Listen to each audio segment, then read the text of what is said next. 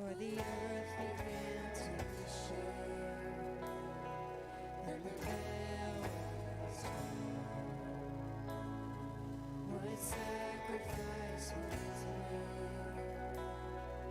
as the heavens roar?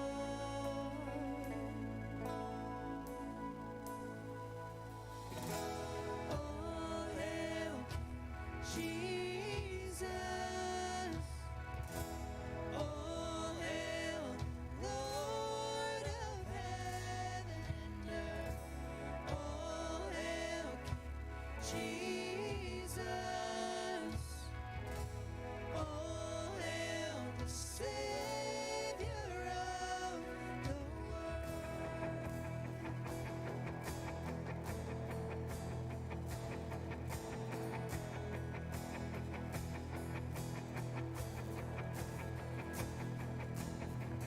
There was a moment when the sky lit up, a flash of light breaking through. When all was lost, he crossed eternity. Oh, the King of life was on the move, yeah. For in a dark, cold tomb, where our Lord was laid, one miraculous breath, we're forever changed.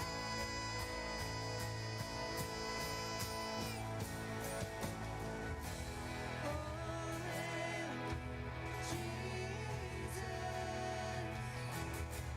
Oh, hail Lord of heaven and earth! Oh, hail Jesus! Oh, hail Savior of the world! Oh, hail Jesus! Oh, hail Lord of heaven and earth! Oh, hail Jesus! Oh, hail Savior of the world!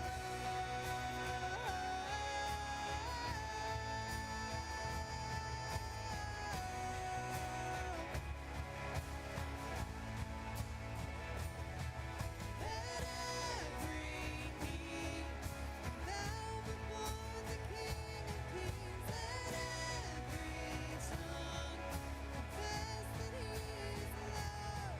Lift up your shout, let's join the call of heaven, singing, holy, singing, holy.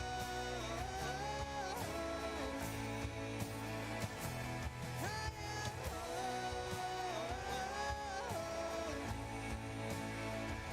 singing holy.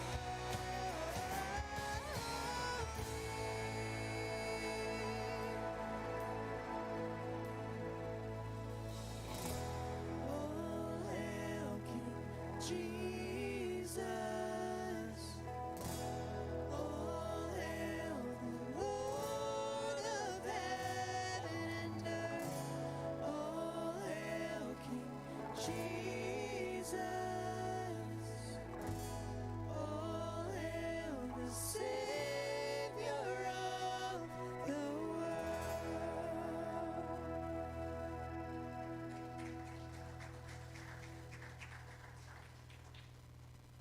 Good morning, Point Church. I want to see if you're wide awake. Jill's awake. I see that. For those who don't know me, I'm Joey, and the worship leader here. So glad that you're here with us this morning at the Point Church. If you're able to, can you stand as we continue our worship service? And also, give me some grace. This is a new song, so just bear with me.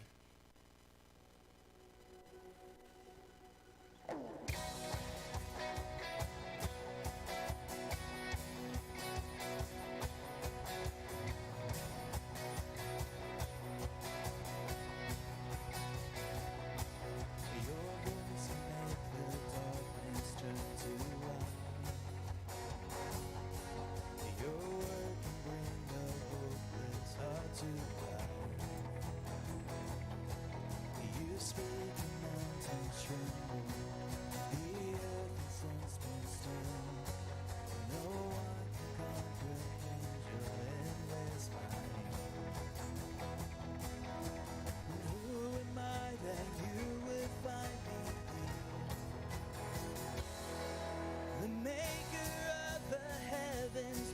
my name.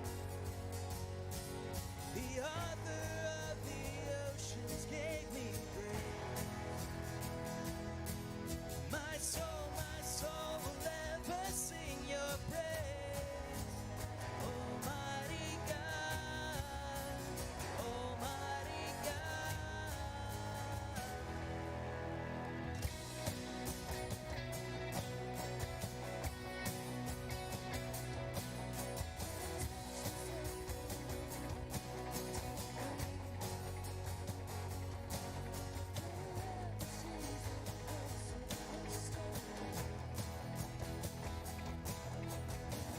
Your arms wide open, you gave me life to save.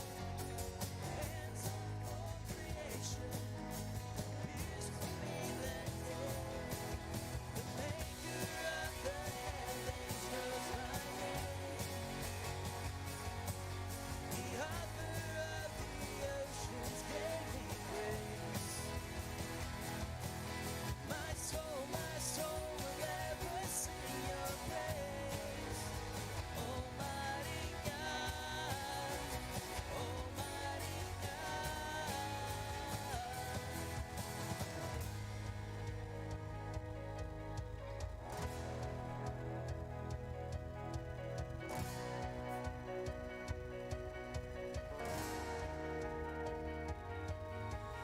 Who am I that you would find me here? Who am I that love would draw me near? Who am I that you would die to save a broken soul like mine? Who am I? Oh, who am I?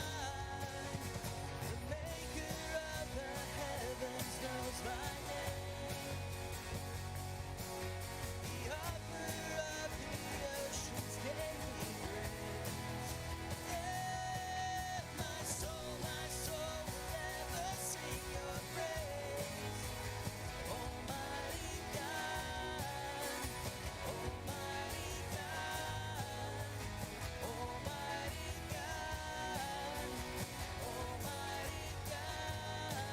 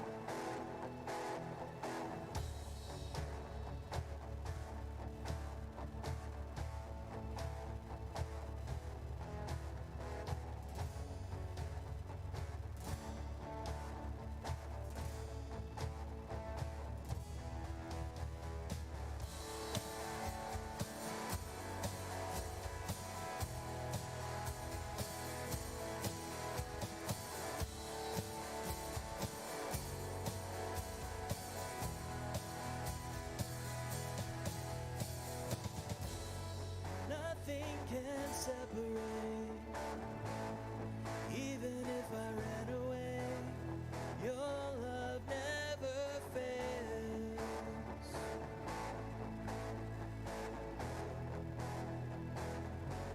I know I still make mistakes, but you have new mercies for me every day. Your love never fails.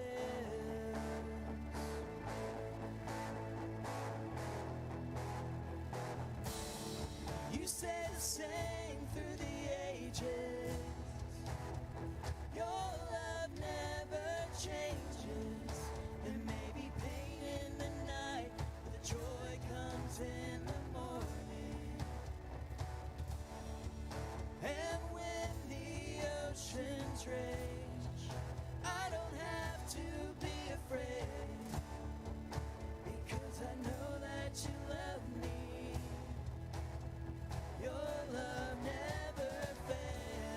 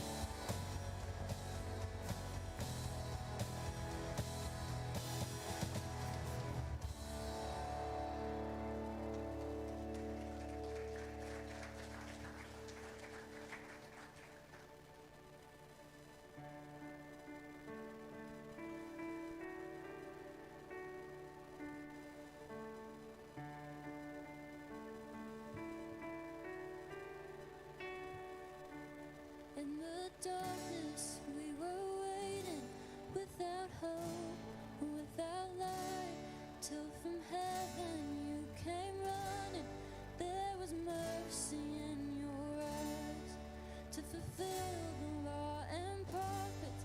To a virgin came the word, from a throne of endless glory to a cradle in the dirt.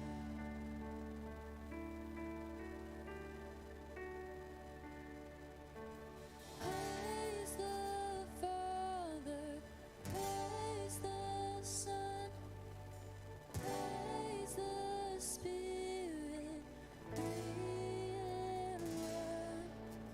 God of glory, majesty, praise forever to the King of Kings.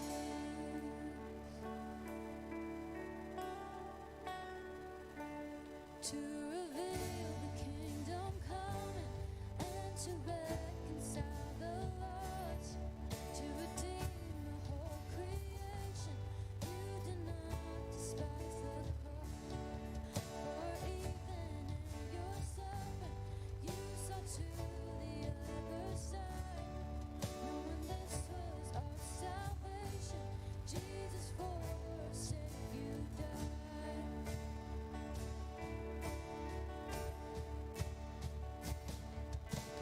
Praise the Father, praise the Son, praise the Spirit, three in one.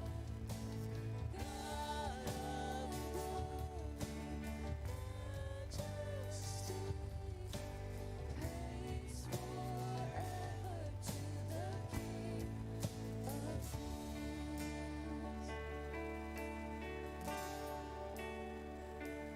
In the morning that you rose, all of heaven held its breath, till the stars moved for good, for the Lamb had conquered death.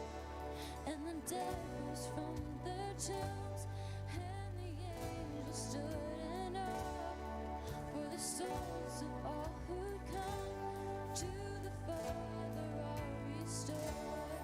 And the church of Christ was born, then the Spirit lit the flame. Now this gospel truth of hope shall not kneel, shall not bend, by His blood and in His name. In this freedom I am free, for the love of Jesus Christ, who is resurrected.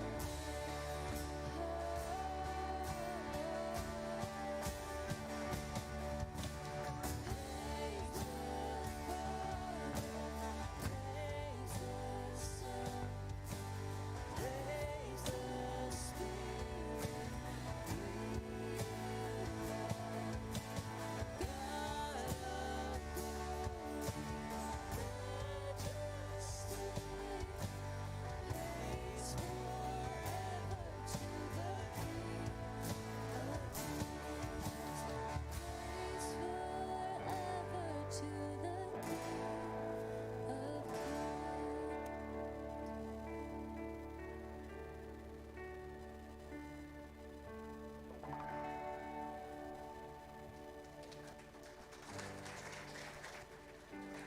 Please pray with me.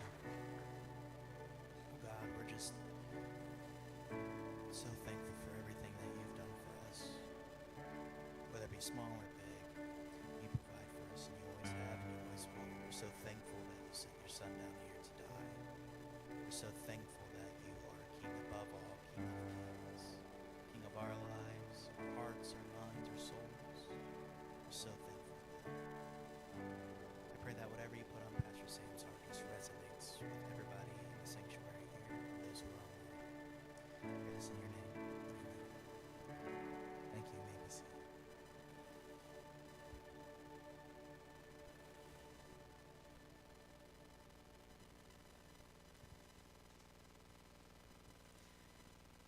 I will exalt you, Lord, for you lifted me out of the depths and did not let my enemies gloat over me.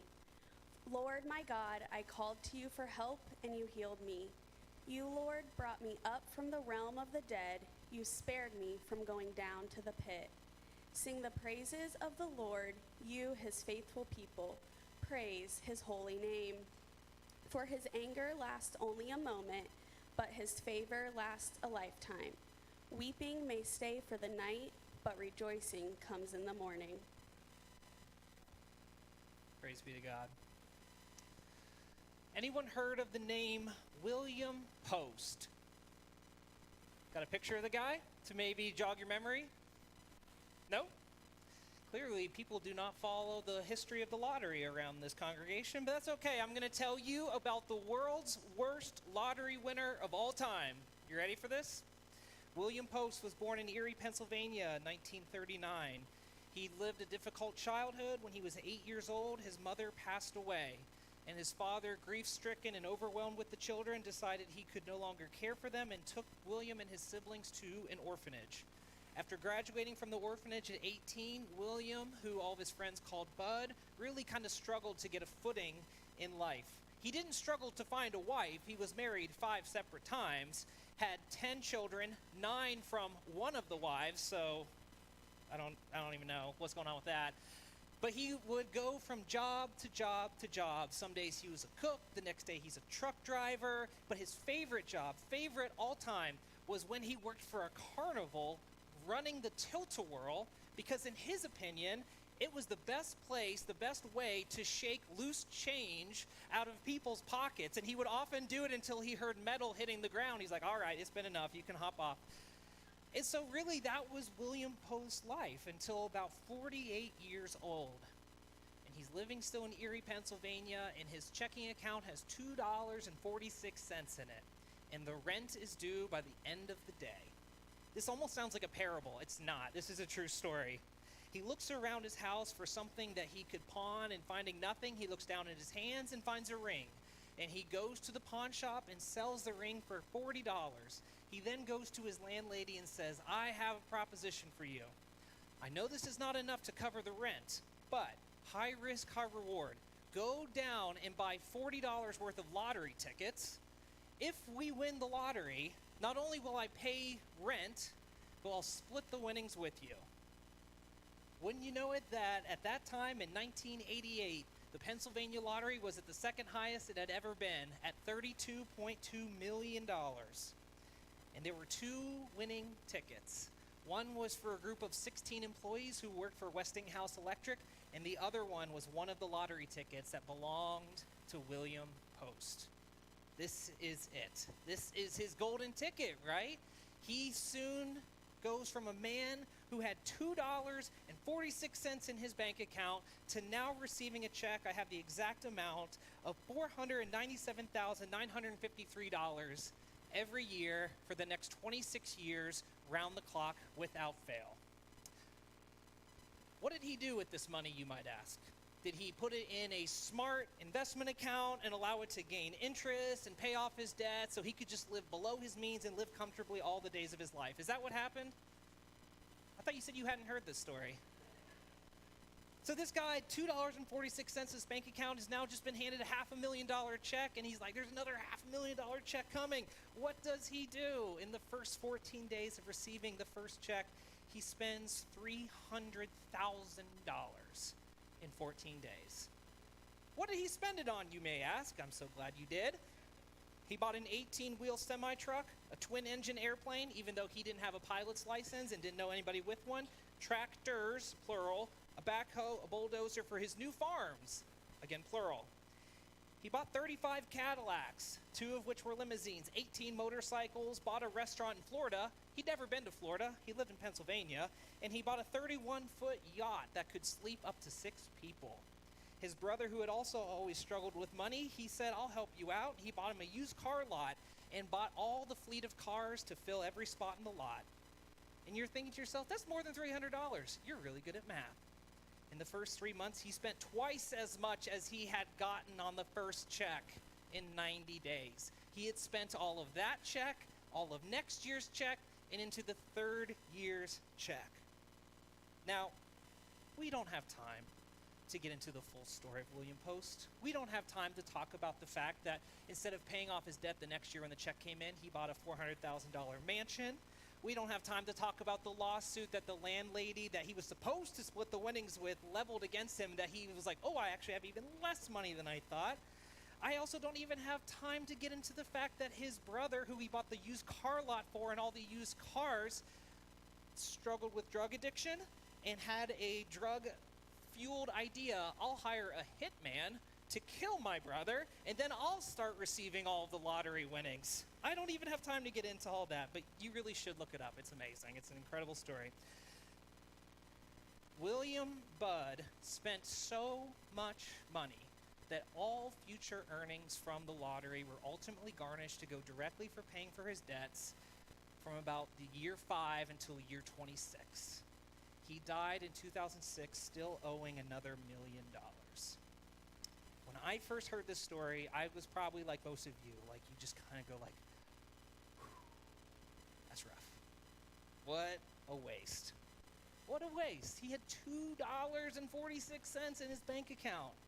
And 14 days later, he's already racked up $1 million. You're just like, man, what is that?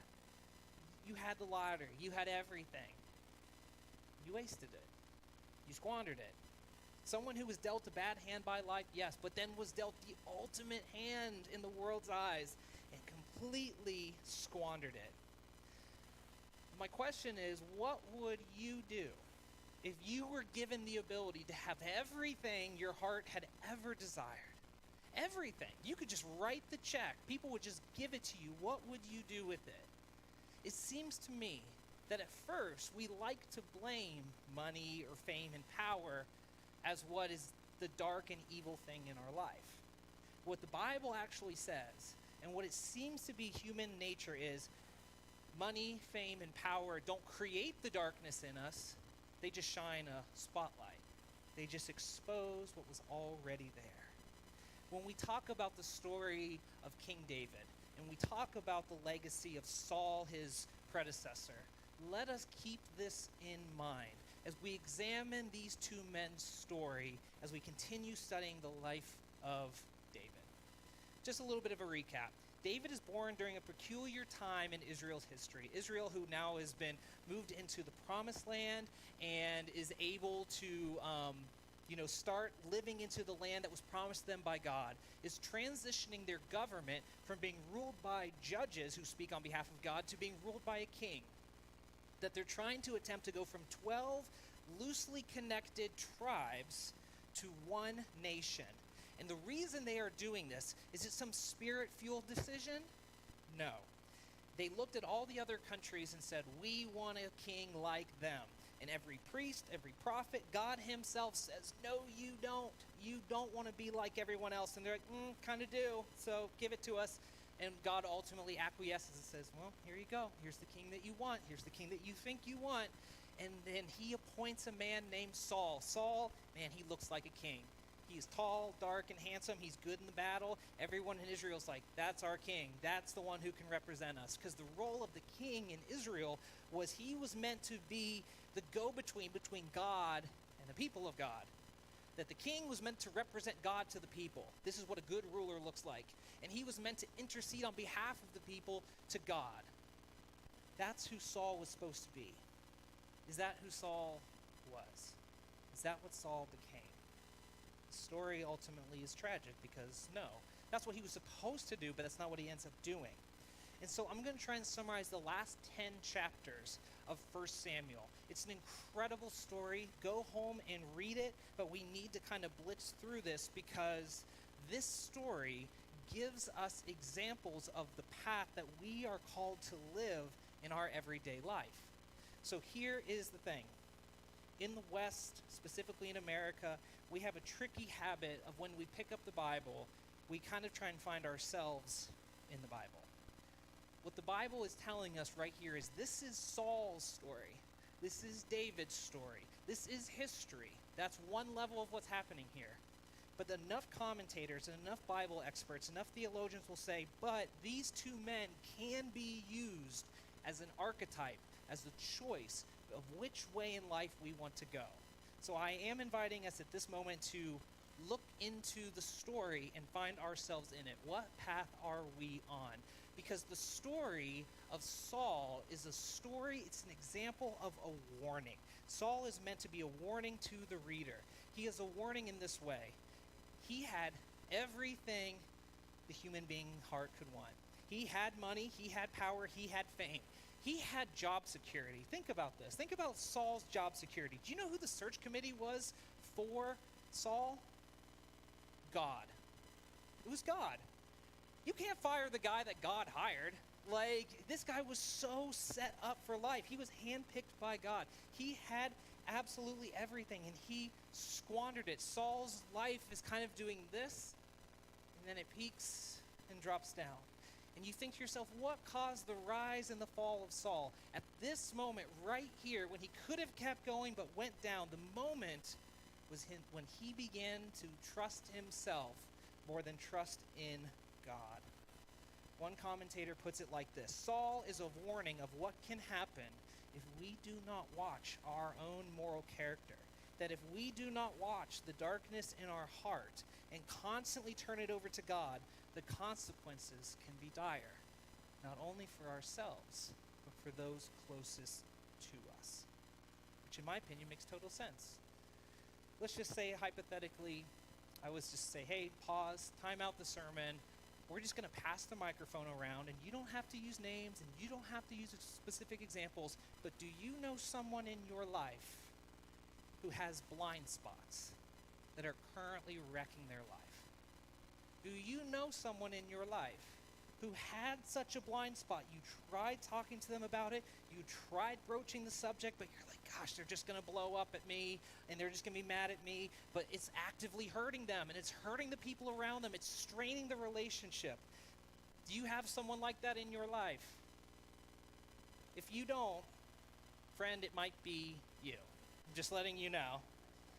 But everyone has that. We've seen this play out in the news. We've seen this play out in the history books. We've seen it play out in our own life.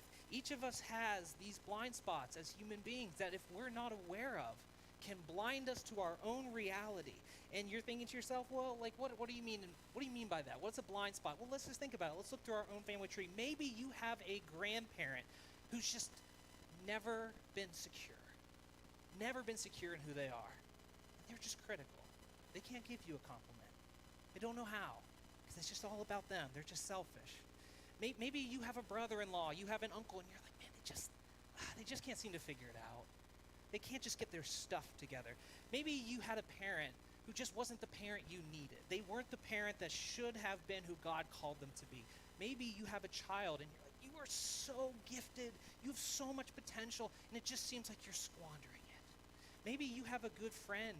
Maybe you have someone from like high school, your college days, and they just can't be single. They just jump from relationship to relationship, not because it's the good one or the right one, but they're like, I just can't be by myself. I just can't. I got to look for a relationship, and it just ends up being destructive relationship. And you're like, stop doing this. You got to find something better. But they're like, I can't be alone. Maybe you've got a friend who is incapable of asking the question, how are you? And then listening. Maybe you have a friend in your life and it's straining that relationship because you're like, all we do is talk about them, their job, their problems, their family, and there's no give and take, and it's just hard. It's hard to be friends with that person. Saul is meant to be a warning that if we do not examine the darkness in our hearts, it can cost us everything. And the story is it cost him everything. In many ways, Saul is like our lottery winner from the beginning of the message. Money and power and fame, he had everything, but he didn't look at the darkness in his heart. It didn't create it, but it revealed it. And here's what's so tragic about Saul's story. So tragic. We talk about David, and man, we love David, don't we? David, a man after God's own heart. David, I want a heart like David. We all want to be like David. David looms large over history. Saul should have been David. He should have been. He was chosen to be David. That was what he was supposed to be. Saul should have been the man who was after God's own heart. Saul should have been the example of learning to follow God with everything. That should have been Saul. It should have been Saul who we look back on and say, he wasn't perfect, but he was a good king. He was a good man. And out of Saul's lineage, out of his great-great-great-grandchildren comes Jesus Christ, the perfect king. That should have been Saul, but it wasn't. Because Saul so often was unable to look and find God in the present and be patient enough and wait for God in the future. Saul was so consumed with what others thought about him, and he was so impatient with God that he took matters into his own hands. And Saul's life is just a tragedy. And he just deteriorates. He just gets worse and worse and worse over the story. Like last week we talked about how he pursues David in his jealousy and his rage, and he ultimately captures David. Like he has David in the cave, but actually David kind of turns the tables and he spares Saul's life. Does Saul quit? Does he stop? Does he turn from his ways? For like 8 verses, but not very long. And then it's almost like deja vu all over again. Saul starts pursuing David again. David's hiding again. God hands Saul over to David. David spares his life. Saul is like this slow learner, but it's just, you can just see it's just destroying him on the inside. He's so messed up spiritually because he's just being handed defeat after defeat after defeat in the military. And he's like, I need help. So he goes to a psychic instead of going to God. The man that was appointed by God is like, I'm going to turn to a psychic. And you're just like, what are you doing, man? And God just keeps handing him defeat after defeat. Like his story's just getting cooked. And it gets so bad at one point that he is surrounded by the Philistine army. It's the same enemies of Israel that David had defeated that we talked about just 2 weeks ago, a few chapters earlier, when he killed the giant Goliath. The Philistines had been crushed, and now because of Saul, they're back and they're about to take over. The situation is so bad that Saul refuses to leave his tent. He refuses to go and fight and die with his men and defend them. That instead, he turns to his armor bearer, essentially his assistant. He says, instead of them killing me, why don't you kill me instead? To which the assistant's like, no, I'm not going to do that. I'm not going to kill the king. I'm not going to kill the Lord's anointed one. So Saul, does he go and fight for his men? Does he go and fight for the soldiers? His own sons are out there fighting. He takes his own life. Here's the sick, twisted, ironic part that the Bible doesn't spare any details on. Ultimately, everyone is killed. Everyone's destroyed. Israel's completely run over. Even Saul's sons are all killed, so his whole family line is done. And then they go into Saul's tent. Enemies of God who had been defeated break into Saul's tent and they pillage the place. All the gold, all the silver, all the jewelry, everything Saul valued, gone. Totally gone. Do you remember 2 weeks ago when we talked about when David slew Goliath, the ultimate act of triumphing over the enemy of God's people was to live out the prophecy from Genesis 3 by crushing the head of God's enemy. So he cuts off Goliath's head. You remember that? It's kind of a weird detail in the story that we don't talk about at VBS when we do David and Goliath. David cuts off Goliath's head because this was meant to be representative. This is what you do to the Lord's enemy. It's completely destroyed. When the Philistines find Saul, they cut off his head. So in the end, the king, the chosen one by God, the one anointed by God, ends up exactly the same as Goliath, God's enemies. All because he decided to trust in himself, to choose his pride, to choose arrogance, to not look inward, and it cost him everything. And it cost those around him dearly. And that's how 1 Samuel ends. You're like, man, it's just the same response as the lottery winner. You had everything. You had everything. That's how the death of Saul is how 1 Samuel ends. And then 2 Samuel picks up immediately afterwards, part 2, act 2 of the story. And it's David hearing the news of Saul's death, hearing the news that his enemy has died. David, by all rights, should be celebrating. Awesome, now I get to be king, right? That's not what he does. The Bible says he does not celebrate, he weeps. The Bible uses the word that he laments. He weeps and he laments the death of God's anointed one. And the 2 Samuel chapter 1 starts with this prayer of David, just lamenting, crying out to God on behalf of the tragedy of losing Saul and his family. And this is what David says, the opening line of his prayer. A gazelle lies slain on your heights, O Israel. I bet you know this next line. How the mighty have fallen. Is there any sentence that summarizes human history better? How the mighty have fallen. Read any history book. Roman Empire, Byzantine Empire, every empire that's ever existed, every empire that had everything, all the wealth, power, all the fame, all of human history, how the mighty have fallen.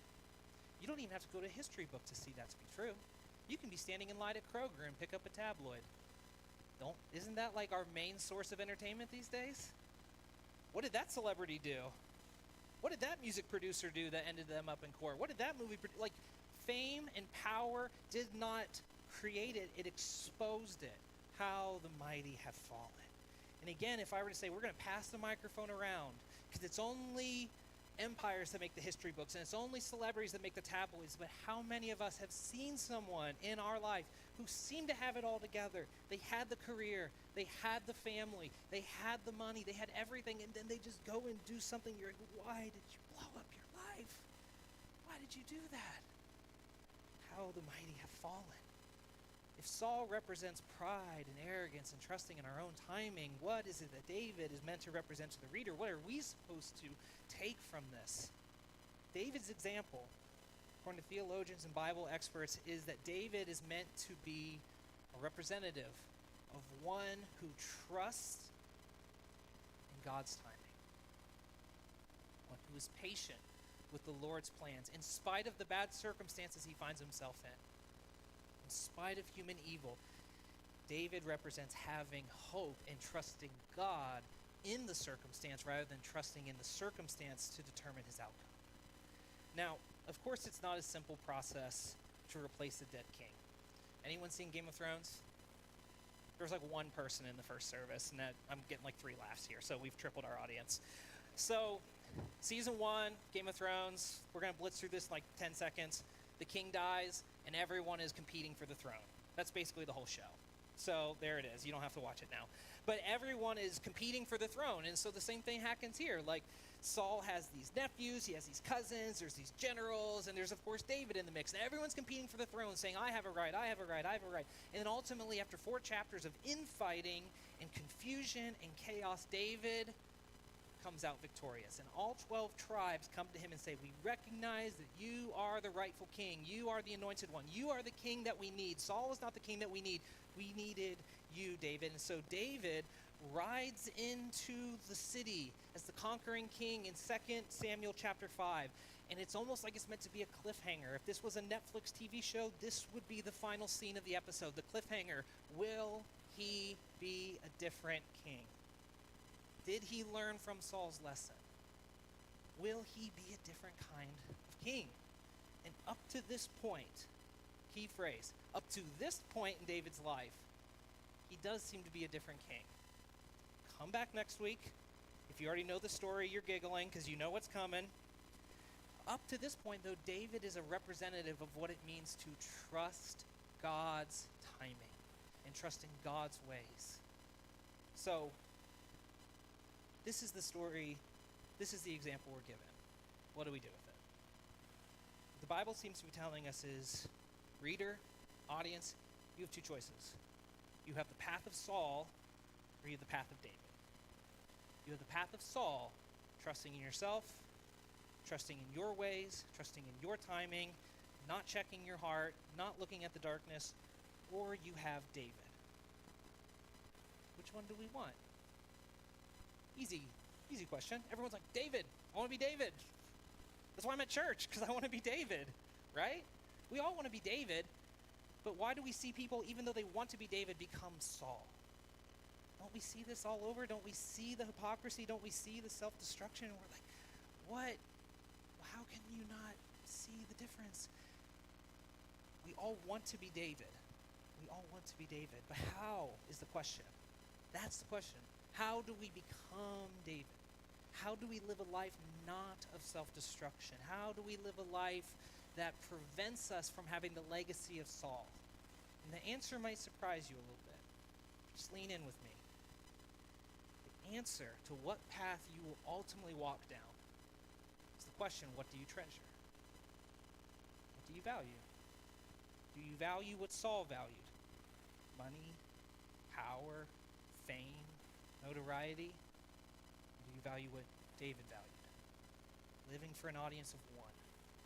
Allowing God to be the deepest treasure of your heart. Allowing God alone to be what satisfies you and saves you. The difference between the path of Saul and the path of David is, what do you treasure? What do you treasure? That's the difference. Where is your heart resting? And here's the beautiful thing. When you come to Christ, when you make that decision to become a Christian, a Jesus follower, you are handed a winning lottery ticket. You're just handed it right away for free. You did not earn it. Well, what is the lottery ticket you're talking about? You are given the Spirit of God to live within your heart. It's the same Spirit that dwelled on Saul when he was to be the king and then departed from him when he rejected God. And it's the same Spirit that lived within David as he was reigning and ruling over Israel. It's the same Spirit that dwells within you. And before you think to yourself, well, that's a nice Jesus religious mumbo-jumbo juke that you just gave me, Pastor, let me show you what I mean by the Spirit of God is your winning lottery ticket. Let me tell you what I mean by that. Because once God becomes your deepest treasure, once God is at the very base, the basement of your heart, once God is at the top of your priority list, whatever comes your way, whatever other treasure tries to compete, money, fame, power, notoriety, financial stability, job security, whatever, none of it is more beautiful than him. None of it can be more beautiful to cause you to walk away as long as he remains at the base, as long as he remains the top priority, because you've been handed a different kind of treasure when you have Jesus. Have you noticed this trend, friends? That when you're handed a treasure of any sort, you search it. You take inventory of it. What do I have? What did I just come into possession of? You search it, you take inventory. Jesus Christ is the only treasure that searches you. Jesus Christ is the only treasure that takes inventory of your heart. So we say to ourselves, well, I don't want to be Saul. Well, you don't become Saul by allowing the Spirit to search the darkness of your heart. But it's difficult to search the darkness of our heart without the Spirit. Why? Because as soon as someone points out a flaw in us, a blind spot, we get one of two main reactions, don't we? Self-denial or self-destruction. Right? Someone points out a flaw. No, I'm not. No, I don't. I'm not that bad. I'm not as bad as that person. I'm not as bad. And we justify. We don't want to hear it. We push it away. Or we do this one. You're right, I'm terrible. I'm just horrible. You might not say those words, but you think those words. You either self-deny or self-destruct. The Spirit allows your heart to come to the surface, that you can look in the mirror, you can look inward, and not be in self-denial or in self-destruction. Why? Because the God who knows everything already knew that darkness was there and chose you anyways, called you his treasure, and now all you're doing is saying, okay, yeah, that's in there. Could you take it? Could you do something with this? I may not be a king, I may not be a lottery winner, but I want to check the darkness in my heart, because I might not be a murderer, but I have the seeds of anger. I may have never had an affair, but I have the seeds of lust. I may have never been greedy to the poor, but I have the seeds of greed in my heart. Holy Spirit, come and search me and know me and remove those things before they take root and bear fruit, and then it's total destruction. That's the difference of the treasure.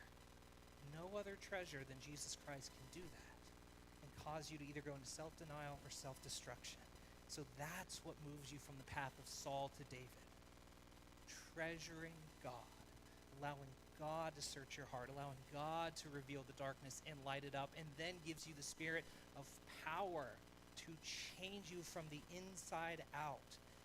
This is what Paul knew. The author of half of the New Testament, the great apostle Paul, when he was trying to get the early church to understand the gift that they were given in following Jesus, this is what he writes to the Corinthian church. Paul says, "We do, however, speak a message of wisdom among the mature, but not the wisdom of this age or the rulers of this age who are coming to nothing." Paul says, it doesn't matter how much power or money or fame they have. It doesn't matter. They're coming to nothing. No, we declare God's wisdom, a mystery that has been hidden, that God destined for our glory before time began. None of the rulers of this age understood it, for if they had, they would not have crucified the Lord of glory. However, here's the treasure. As it is written, what no eye has seen, what no ear has heard, what no human mind has conceived, the things that God has prepared for those who love him. These are the things God has revealed to us by his Spirit. The Spirit searches all things, even the deep things of God. For who knows a person's thoughts except their own spirit within them? No one knows you like you. No one knows the darkness like you do. And Paul says, in the same way, no one knows the thoughts of God except the Spirit of God. What we have received is not the spirit of the world, but the Spirit who is from God, so that we may understand what God has truly, freely given us. That's why he's placed the Spirit in your heart to say, I know you too. We can work on this together. We can root out that darkness, and I will lead you down the path of self-fulfillment, not self-destruction. This is the truth. This is the path. Dwell on this truth, that you right now have the winning lottery ticket. If the Spirit is in your heart, you have everything you need. And if you have the treasure of the divine, the treasure that is from outside this world, all of a sudden, fame, power, money, they're not as appealing. You won't leverage everything to have them. It won't cost you because you already have the treasure. You have all that you need. You have the winning lottery ticket. We just have to learn to claim it. We just have to learn to live it out. That's what it means to follow Jesus, to claim the treasure he's given you and live in a different way. To have a treasure that searches you and knows you and transforms you from the inside out. It's a treasure given from the one true King.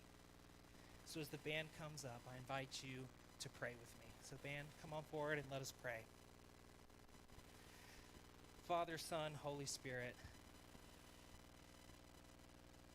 we thank you for the example of Saul. We thank you for the example of David. And even more, we thank you for the winning lottery ticket that we have, which is you. That we have the treasure from heaven dwelling in our hearts. That we lack nothing if we have Christ. In fact, we have everything because it costs us nothing. And to keep this treasure, we won't have to lose everything because you already lost everything to gain us. Jesus, thank you. I pray for my brothers and sisters who maybe just needed that gentle reminder. I pray for those who have never seen you as a treasure, who have never held you close as a treasure because they've never felt you hold them close as a treasure. Would your Spirit draw near, warm our hearts, remind us of this truth. Come and search us and know us. It is your name that we pray. And all God's people said. Friends, we invite you to stand as we close in worship of our treasure and the one true King.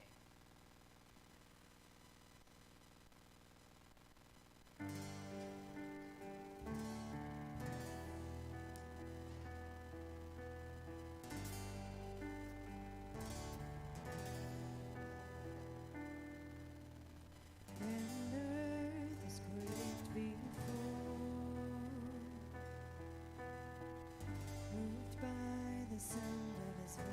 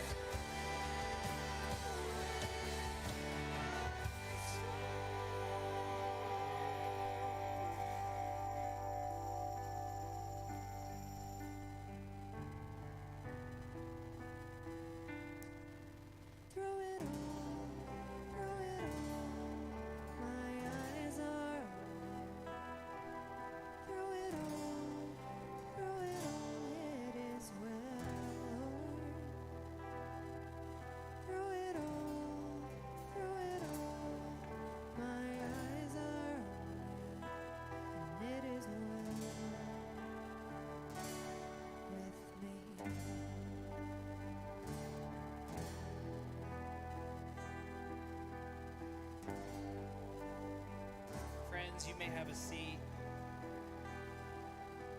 When we talk about finding our treasure in God alone, maybe a helpful filter to think of it through is, do you return to God in your mind when you have nothing else you have to think about? Typically, that's what we treasure most. When we think about our financial situation, it just kind of pops in our mind, or that family vacation we're going on, or how our family's doing, like all good things, but does God be what you drift back to over and over and over again? Because friends, I think we make prayer so complicated, but all prayer is spending time with your treasure, searching the treasure and allowing the treasure to search you. What a beautiful gift we've been given. At any time, anywhere, and through anything, we can be with our treasure. That's all prayer is. And if that is just striking a chord in your heart and I need to know God like that.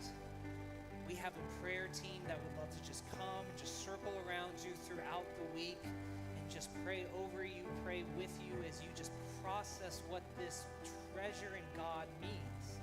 So we have a QR code on the screen behind me in the seat pocket in front of you.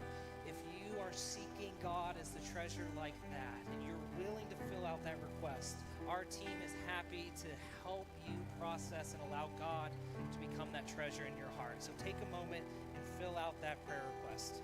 But the other amazing thing that's like the other side of the coin when God becomes our treasure, a little bit of a pun intended there, is worldly treasures kind of lose their value. And this is why the church has always taken up an offering to say, the worldly possessions I've been given and I've earned, I give back to God who is everything, so that others who need it can benefit. This is why we take up an offering each and every Sunday. It's a declaration of even giving $1, $5, $500. It's saying, this earthly treasure is no longer my treasure. It's all God's. And I'm just responding to what He's done. And if you would like to respond in that way, if the Spirit has laid it on your heart, you can give in several ways. You can give online at thepoint937.org/give. You can drop it off in the lockbox, but all of it is an act of worship from your true treasure. With that being said, I want to invite my friend Wyatt up here to let us know about a special event that's happening in the church. You want to use your mic, Joey? Perfect. Let's grab that one.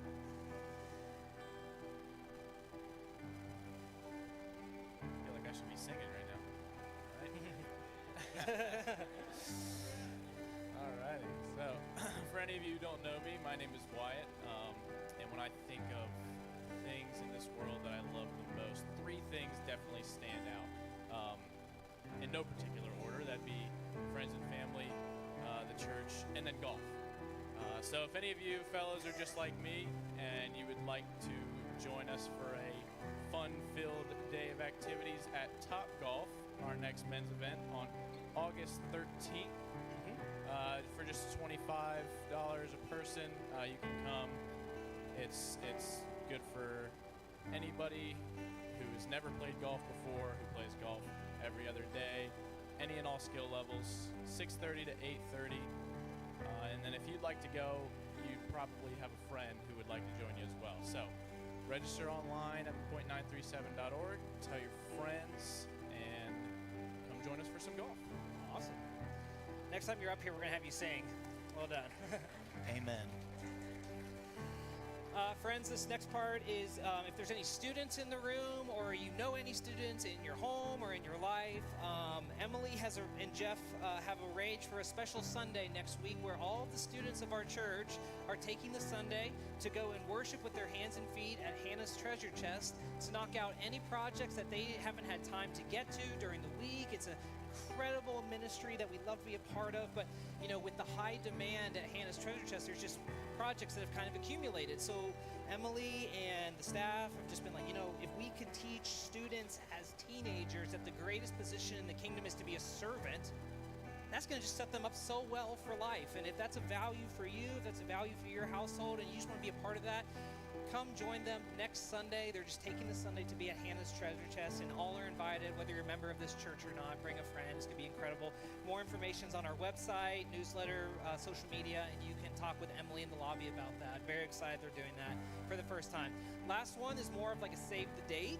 But August 31, we are going to be worshiping not here, but we are going to be worshiping at Centerville High School. We've partnered with a number of churches in the area for an event called Declare Centerville, where we're merging bands, we're merging speakers, and it's going to be one incredible day of worship at CHS right on the football field, and we are just going to be declaring the love of God over the city of Centerville.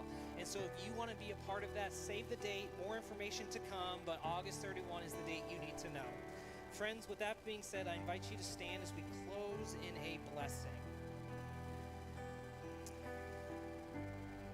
Here is what we experience when Christ becomes our treasure. These are the words of Paul to the Ephesians. He says, then Christ will make his home in your hearts as you trust in him. Your roots will grow down deep into God's love and keep you strong. May you have the power to understand, as all God's people should, how wide, how long, how high, and how deep the love of God is. Go knowing that you bring the treasure of God with you wherever you go, and go knowing that the God of the universe, creator of all things, has looked at you and made you his treasure. Grace and peace. We'll see you next week.